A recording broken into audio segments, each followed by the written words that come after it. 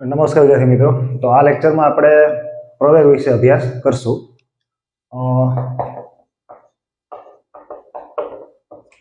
સૌપ્રથમ તો પ્રવેગ એટલે શું?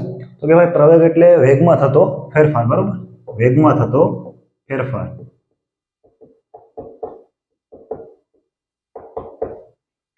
બરોબર, એટલે કે વેગમાં જો ફેરફાર થાય તો આપણને પ્રવેગ મળે. બરોબર, હવે આપણે યાદ કરો કે વેગમાં ક્યારે ફેરફાર થાય. તો કે તમે એક એક્ઝામ્પલ લઈએ આપણે કે જ્યારે તમે બાઇક કે કાર લઈને ઘરેથી નીકળશો તો આપણી ઝડપ છે અથવા તો જે આપણો વેગ છે એ અચળ નહીં હોય. એનું કારણ છે કે રસ્તામાં ક્યારેક બમ્પ આવશે, ક્યારેક ટ્રાફિક આવશે તો આપણે સ્પીડ ઘટાડશું. એટલે આપણા વ્યવહારિક જીવનમાં સતત વેગમાં છે એ ફેરફાર થતો રહેતો હોય છે. બરોબર, એટલે કે આપણી ઝડપમાં સતત બદલાવ આવે. વ્યવહારિક જીવનમાં નિયમિત ગતિ શક્ય નથી. બરોબર, તો એના કારણે વેગમાં જે ફેરફાર થાય એટલે આપણને પ્રવેગ મળે. બરોબર, હવે જે પ્રમાણે આપણે સરેરાશ વેગની વ્યાખ્યામાં કેવું લખ્યું હતું કે અંતિમ સ્થાનાંતર ઓછા પ્રારંભિક સ્થાનાંતર છેદમાં સમયનો ફેરફાર, તો એ જ પ્રમાણે આપણને જે પ્રવેગ મળશે એ કઈ રીતે મળશે? તો કે ભાઈ પ્રવેગ બરાબર અંતિમ વેગ એટલે કે v2 અને શરૂઆતનો વેગ v1 છેદમાં t2 ઓછા t1. બરોબર, અને પ્રવેગને આપણે આ જે પ્રવેગ છે એ સરેરાશ પ્રવેગ છે કારણ કે આપણે માત્ર અંતિમ અને શરૂઆતનો વેગ જ ધ્યાનમાં લીધો, તો એને આપણે a12 તરીકે દર્શાવશું કારણ કે પ્રવેગને અંગ્રેજીમાં એક્સેલરેશન કહેવાય, એનો પહેલો અક્ષર a12. હવે અહીંયા જો કે v2 - v1 હોય તો એને આપણે ડેલ્ટા v કહી શકીએ અને t2 - t1 એટલે કે ડેલ્ટા t. બરોબર, તો આ જે પ્રવેગ છે એ આપણને સરેરાશ પ્રવેગનું સૂત્ર મળ્યું. હવે આપણે આનો SI એકમ શોધવો હોય તો પણ આરામથી મળી શકે. જો અહીંયા વેગ છે તો વેગનો એકમ શું થાય? મીટર પ્રતિ સેકન્ડ, અને ફરી પાછું છે ટાઈમ એવો એટલે સેકન્ડ. બરોબર, તો આ રીતે મળશે મીટર પ્રતિ સેકન્ડ સ્ક્વેર અથવા તો મીટર ઇન્ટુ સેકન્ડની -2 ઘાત. બરોબર, આ એનો SI એકમ મળી શકે. હવે જે રીતે આપણે આગળના લેક્ચરમાં તત્કાલીન ઝડપ, તત્કાલીન વેગ, બરોબર, એટલે કે સમયના અમુક ચોક્કસ ક્ષણે આપણે વ્યાખ્યાયિત કર્યા હતા, તો એ જ પ્રમાણે પ્રવેગને પણ આપણે અમુક ચોક્કસ સમયગાળામાં જોતો હોય કે ભાઈ અમુક સેકન્ડે, ટૂંકમાં નિશ્ચિત સમયમાં. બરોબર, તો આપણે તત્કાલીન પ્રવેગ કે જેને માત્ર એ વડે દર્શાવાય એની વ્યાખ્યા કઈ રીતે આપી શકાય? તો કે જે રીતે સરેરાશ વેગમાં આપણે તત્કાલીન વેગની જે વ્યાખ્યા આપી હતી એ જ પ્રમાણે limit t tends to 0 delta v upon delta t. બરોબર, અને હવે શું થશે? dv upon dt. બરોબર, એટલે કે આ છે એ આપણને સમયના અમુક ફિક્સ ટાઈમમાં સરેરાશ પ્રવેગ, તત્કાલીન પ્રવેગ આપશે. બરોબર, ચાલો હવે પ્રવેગ આપણને મળ્યો ક્યારે? તો કે પ્રવેગ આપણને વેગમાં ફેરફાર થયો ત્યારે મળ્યો. બરોબર, તો વેગ પોતે કેવી રાશિ છે? સદિશ રાશિ. એનો મતલબ કે પ્રવેગ પણ કેવી રાશિ હશે? સદિશ. અને જે રીતે વેગનું મૂલ્ય પ્લસ હોઈ શકે, માઇનસ અને 0, આ ત્રણમાંથી કોઈ પણ એક હોઈ શકે. રેડી? તો એ પ્રમાણે પ્રવેગનું મૂલ્ય પણ પ્લસ પણ હોઈ શકે, માઇનસ અને 0. હવે આપણે એ જોઈએ કે વેગ પોતે સદિશ રાશિ છે. બરોબર, તો વેગમાં ફેરફાર કઈ રીતે થાય? બરોબર, એ આપણે જોઈ લઈએ પહેલા.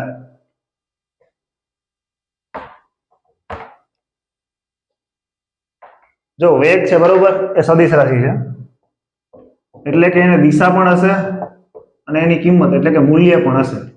તો આપણે પહેલા થોડાક એક્ઝામ્પલથી જોઈ લઈએ કે ક્યારે ક્યારે વેગમાં ફેરફાર થાય. તો પહેલા આપણે લઈએ કે માત્ર દિશા બદલાય. વેગમાં ફેરફાર ક્યારે થશે?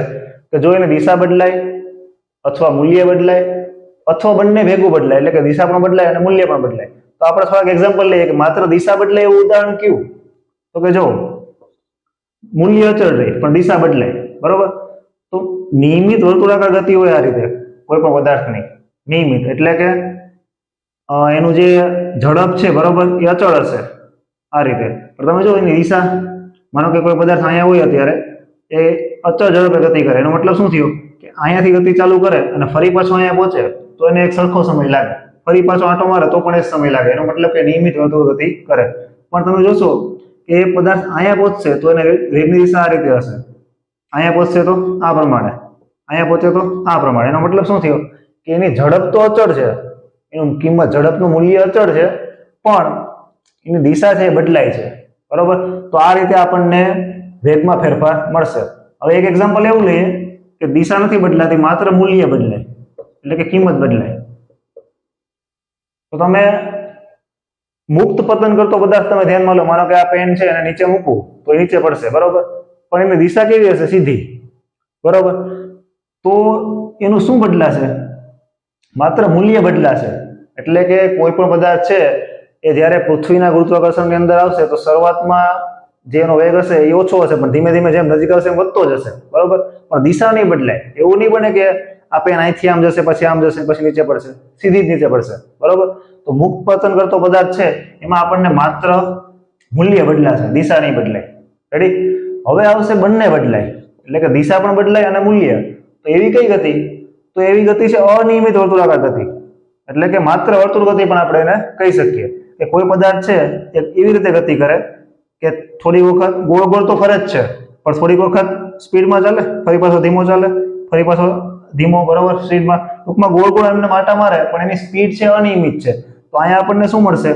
એની દિશા તો બદલવાની જ છે, સાથે સાથે એનું મૂલ્ય પણ બદલાય છે. તો આવી ગતિમાં પણ આપણને વેગનો ફેરફાર મળશે, કારણ કે આમાં દિશા અને મૂલ્ય બંને બદલાય છે, બરોબર. તો હવે આના ઉપરથી પ્રવેગ છે એ આપણને પ્લસ, માઇનસ અને શૂન્ય મળી શકે. ચાલો એ જરાક જોઈ લઈએ કે પ્રવેગ છે એનું મૂલ્ય પણ પ્લસ પણ હોઈ શકે, માઇનસ અને 0. તો આપણે સૂત્રનો ઉપયોગ કરીએ. આમ હમણાં જોયું કે v2 માઇનસ v1 છેદમાં t2 માઇનસ t1. ઓકે, ચાલો હવે પ્લસ ક્યારે હોય? તો તમે આ સૂત્રનો ઉપયોગ કરો કે આ કિંમત પ્લસ ક્યારે હશે? સમય તો પ્લસ જ હોય, સમય તો ઋણ ના હોઈ શકે. તો આ કિંમત ક્યારે પ્લસ હશે? તો કે v2 છે ગ્રેટર ધેન v1. એનો મતલબ શું થયો? કે જ્યારે શરૂઆતનો વેગ છે એના કરતા અંતિમ વેગ કેવો હશે? વધારે. ત્યારે આપણને પ્રવેગ છે એ કેવો મળશે? પ્લસ, એટલે કે પ્રવેગ ધન મળશે. હવે આને સમજીએ કે પ્રવેગ ધન મળે તો ઝડપમાં શું થશે? વધારો. કેમ? કારણ કે એનો શરૂઆતનો વેગ છે એના કરતા એને અંતિમ વેગ વધારે છે. એનો મતલબ કે એની ઝડપ કેવી હશે? વધારે, વધશે, બરોબર. પછી માનો કે આને મારે આ ઋણ ક્યારે મળશે? તો કે ભાઈ v2 ની કિંમત v1 કરતા નાની હોય, બરોબર, તો જ ઋણ મળે. તો આપણને કેવો પ્રવેગ મળે? ઋણ. અને આ કિસ્સામાં શું થશે? તો કે અહીંયા આપણને ઝડપ છે આપણી ઘટશે. કેમ? તો કે એના શરૂઆતના વેગ કરતા અંતિમ ઝડપ છે એ ઓછી છે, બરોબર. અને 0 ક્યારે મળે? તો હવે તમે આરામથી કહી શકશો કે આ બંને સરખા હોય ત્યારે, એટલે કે v2 બરાબર v1. કેમ? કારણ કે એના વેગમાં કોઈ ફેરફાર જ નથી થયો.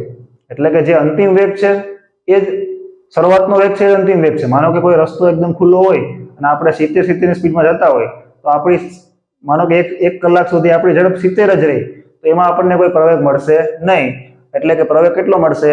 તો કે 0, બરોબર. ચાલો હવે આ જે 3 કિસ્સા આપણે જોયા ને એને અનુરૂપ આપણે 3 ગ્રાફ જોશું. એટલે કે પહેલા ધન પ્રવેગી ગતિ હોય જેમાં ધન પ્રવેગ હોય, બરોબર, અને ઋણ પ્રવેગ હોય અને શૂન્ય પ્રવેગ હોય. આ ત્રણેયના ગ્રાફ આપણે જોશું. કયા કિસ્સા માટે? તો કે આપણે સ્થાન વિરુદ્ધ સમય માટે જોશું, બરોબર. આના ઉપરાંત પણ બીજા ઘણા બધા ગ્રાફ આવશે, પણ અહીંયા પહેલા આપણે સ્થાન વિરુદ્ધ સમયના ગ્રાફ જોશું આ 3 અલગ અલગ કિસ્સા માટે, બરોબર. તો ચલો પહેલા આપણે લઈએ એમાં ધન પ્રવેગી ગતિ માટે. તો ધન પ્રવેગી ગતિ માટે સ્થાન વિરુદ્ધ સમય. તો આ રીતે આપણે ગ્રાફ પહેલા દોરી શકીએ. અહીંયા સમય t અને x, બરોબર, પોઝિશન માટે x, બરોબર, સ્થાન માટે. તો હવે ધન ક્યારે મળે? તો આપણે વિચારો કે કોઈ પણ ગ્રાફ છે એનો જે ઢાળ એટલે કે સ્લોપ એ ધન ક્યારે મળશે? તો કે આ રીતે મળશે, આ રીતે હશે તો, બરોબર. તો આ જે ગ્રાફ છે એ ધન પ્રવેગી ગતિ માટેનો ગ્રાફ થયો. પણ તમારે એ ખાસ યાદ રાખવાનું છે. ક્યારે? તો કે સ્થાન વિરુદ્ધ સમય માટેની વાત છે અહીંયા, બરોબર. ચાલો હવે ઋણ ક્યારે મળે? તો કે જે મારો ગ્રાફ છે એનો મને સ્લોપ ઋણ મળવો જોઈએ. તો ઋણ ક્યારે મળશે? તો કે જ્યારે ગ્રાફ આ રીતે હશે, બરોબર, તો આપણને આનો ઢાળ છે એટલે કે સ્લોપ એ ઋણ મળશે, કેમ કે ઘટાડો થાય છે એટલે. અને 0 એટલે કે પ્રવેગ મળતો જ નથી, કારણ કે વેગમાં કોઈ ફેરફાર નથી થતો. તો એનો મતલબ કે ગતિ કેવી છે? નિયમિત ગતિ છે. તો નિયમિત ગતિનો ગ્રાફ હંમેશા કેવો મળે? સીધી રેખા મળશે. કેમ? તો કે એનો વેગમાં ફેરફાર છે થતો જ નથી, અચળ ઝડપે ગતિ કરે છે, બરોબર. તો આ 3 ગ્રાફ છે એ તમારે યાદ રાખવા પડશે. ધન પ્રયોગી ગતિ માટે આ રીતે મળશે, પણ એ ખાસ જોવાનું છે કે આ સ્થાન વિરુદ્ધ સમયનો આલેખ છે, બરોબર. હજી આપણે આની આગળના લેક્ચરમાં વેગ વિરુદ્ધ સમયના આલેખ જોશું. એની પહેલા આપણે એક સૂત્ર તારવી લઈએ.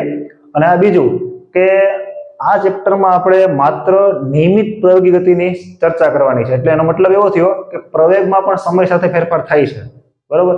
પણ આપણે આ ચેપ્ટરમાં પ્રવેગનો સમય સાથેનો ફેરફાર ધ્યાનમાં લેવાનો નથી. એટલે આપણે અચળ પ્રયોગી ગતિ જેને કહેવાય કે પ્રવેગ છે એ અચળ છે, બરોબર. કાં એમાં વધારો થાય છે, કાં ઘટાડો, અથવા તો 0 છે, બરોબર. એમાં સમયની સાથે ફેરફાર થતો નથી. તો એનું એક પહેલા સૂત્ર લાવી લઈએ.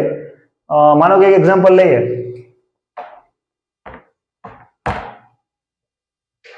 કે શરૂઆતનો સમય t બરાબર 0 હોય ત્યારે કોઈ પદાર્થનો વેગ આપણે v0 લઈ લઈએ, બરોબર. અને t બરાબર t સમયે એનો વેગ v લઈ લઈએ. તો હવે આપણે સરેરાશ પ્રવેગના સૂત્રમાં આ કિંમત મૂકીએ. a bar is equal to v2 upon v1 છેદમાં t2 upon t1, બરોબર. ચાલો આમાં કિંમત મૂકો. v2 એટલે v અને v1 એટલે v0, t2 એટલે t અહીંયા અને t એટલે 0, બરોબર. t1 એટલે 0. તો a bar is equal to v minus v0 છેદમાં t થાય. ચાલો t આ બાજુ આવી જાય તો a t is equal to v minus v0, એટલે v ને સૂત્રનો કરતા બનાવો તો શું બને? v is equal to v0 plus at. ચલો આ તમે યાદ કરો. આ તમે ધોરણ 9 કે 10 માં પણ ભણી ગયા હશો. આ શું બતાવે? તો કે આના ઉપરથી આપણે જો આપણને શરૂઆતનો વેગ ખબર હોય, પ્રવેગ ખબર હોય અને સમય ખબર હોય તો આપણે અંતિમ વેગ છે જાણી શકીએ, બરોબર. ચાલો તો હવે આ થઈ આપણે પ્રવેગની માહિતી. હજી આપણે થોડા ગ્રાફ જોવાના બાકી છે, બરોબર. અહીંયા આપણે જે હમણાં ગ્રાફ જોયા હતા એ માત્ર સ્થાન વિરુદ્ધ સમયના હતા, બરોબર. હવે આપણે વેગ વિરુદ્ધ સમયના જે ગ્રાફ છે એ આગળના લેક્ચરમાં જોશું.